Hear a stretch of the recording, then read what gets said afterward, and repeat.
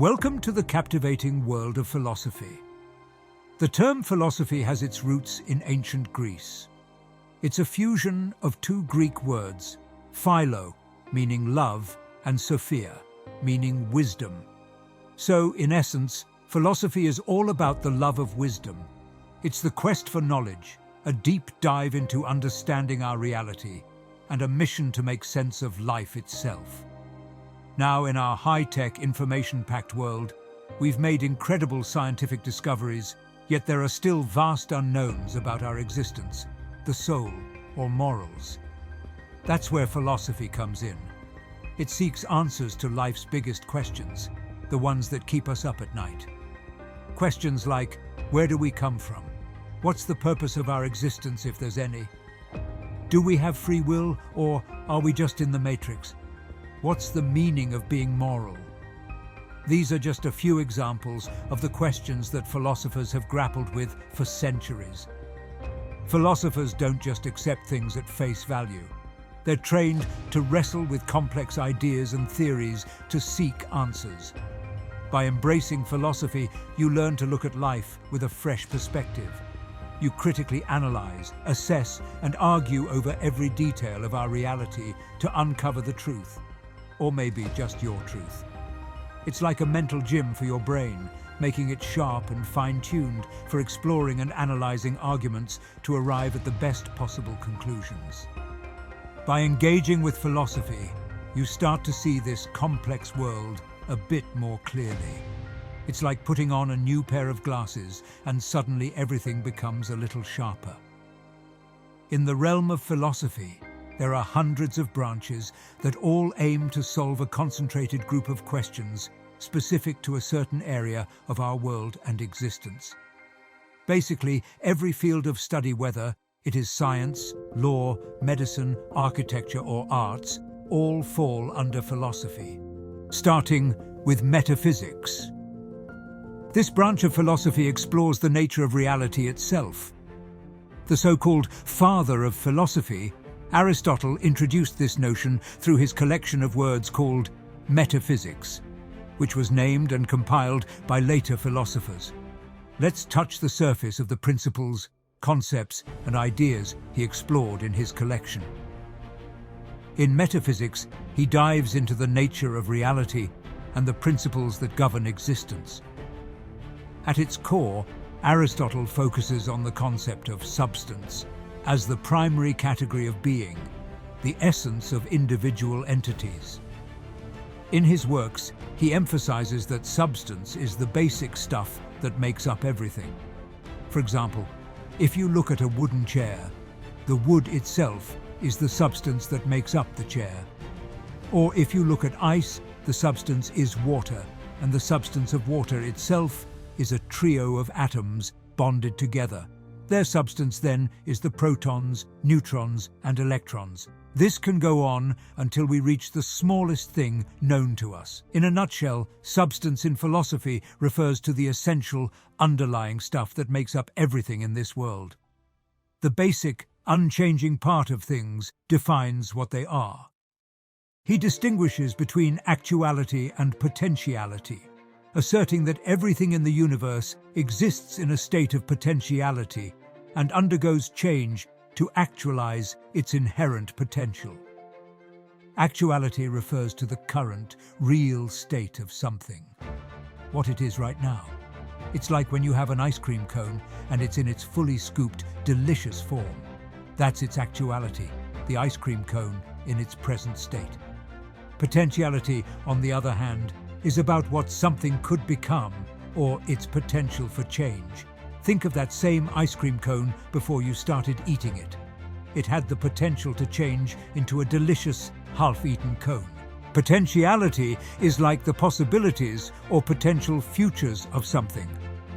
Now, here's where it gets interesting. Aristotle believed that everything in the universe exists in a state of potentiality and undergoes change to actualize its inherent potential. Let's go back to our ice cream example. Before you took that first bite, the ice cream had the potential to be fully eaten, or even to melt into a puddle. It existed in a state of potentiality, but as you enjoyed your ice cream, It changed from its potential state to its actual state, the half-eaten cone. Aristotle's idea can be applied to everything. Take a seed growing into a tree, for instance. The seed has the potential to become a tree, and as it grows and changes, it actualizes that potential. Or think about a child learning to ride a bike. They start with the potential to ride, and with practice, they actualize that potential by becoming a skilled rider.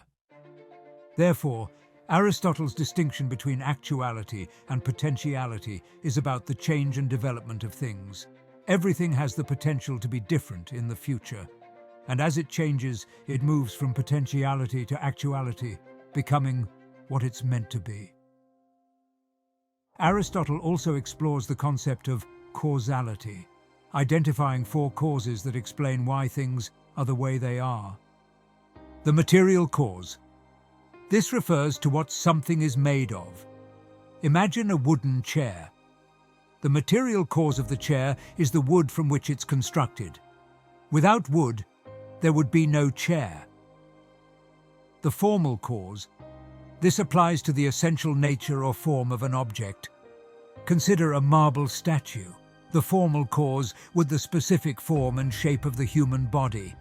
Or think of the chair. Its formal cause is the specific design and arrangement of its parts that makes it a functional seating device. This includes the backrest, seat, legs, and any armrests. The formal cause determines the chair's appearance and utility as a piece of furniture. If you were to change these features, say you remove the armrest and backrest, then the chair simply becomes a small table or a stool. Therefore, formal cause would be the key defining aspects of something. The efficient cause. This cause deals with what brings something into existence. Think about baking a cake. The efficient cause is the baker who combines ingredients, follows a recipe, and puts it in the oven. Without the baker's actions, there would be no cake. And lastly, the final cause. This relates to the purpose or end of something. Take a beehive, for example. The final cause is to provide a home and store honey for the bee colony. The hive's purpose is to shelter and nourish the bees. Additionally, Aristotle introduces the concept of act and potency, proving how substances move from potentiality to actuality and how these transitions shape the universe. He emphasizes that everything in the world has a purpose or final cause, suggesting that the study of metaphysics involves discovering the underlying principles of existence and the ultimate purpose of things. Aristotle's idea of act and potency may seem a bit complex, so let's break it down. Think of potency as a sort of hidden potential in things. It's like a superhero waiting to discover their powers. Everything in the world, according to Aristotle, has this hidden potential, a potency.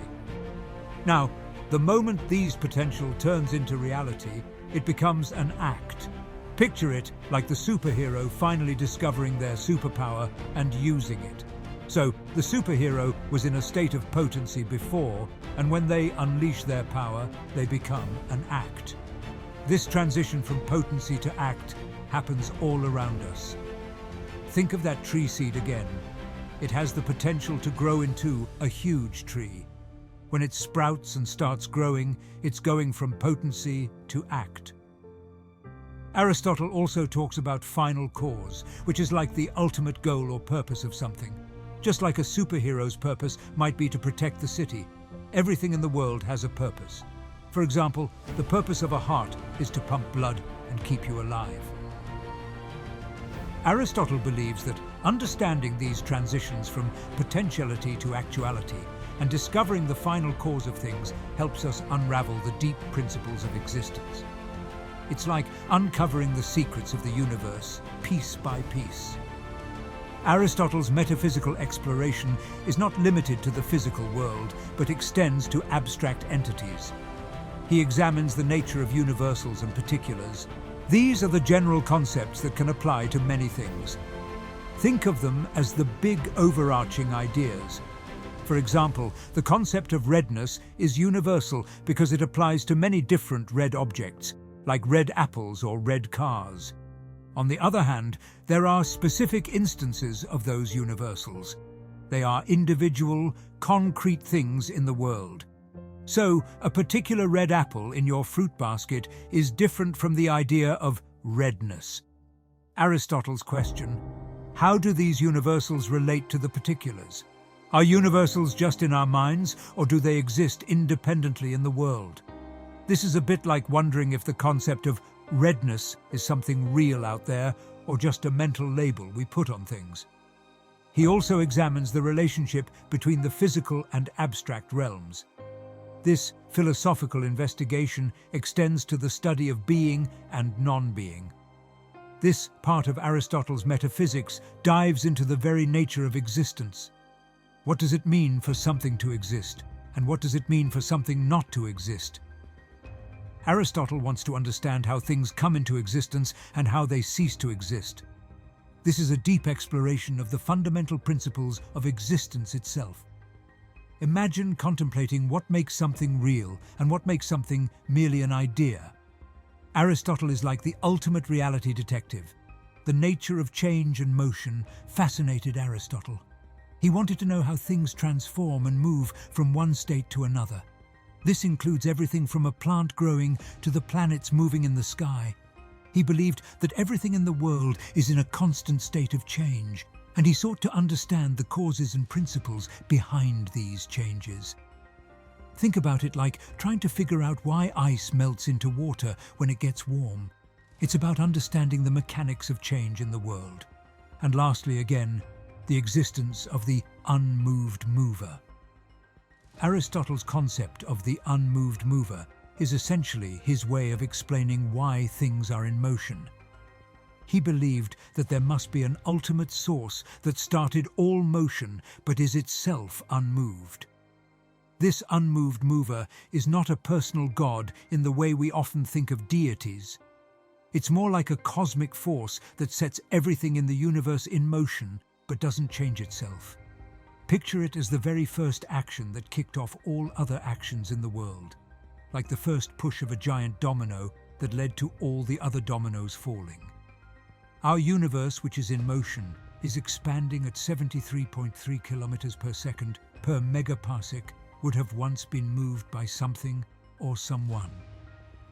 Science calls it the Big Bang. Most religions call it God. Aristotle did not yet know this, but he knew that everything was in a state of motion with an entity or deity that was not. Aristotle's metaphysics is all about exploring these ideas, trying to uncover the fundamental nature of reality, and seeking answers to some of the deepest questions about our existence in the universe, having a profound and lasting influence on the development of this branch, shaping the way philosophers have explored the nature of reality, causality, and existence for centuries. It provides a framework for contemplating the deepest questions about the universe and our place within it. Thank you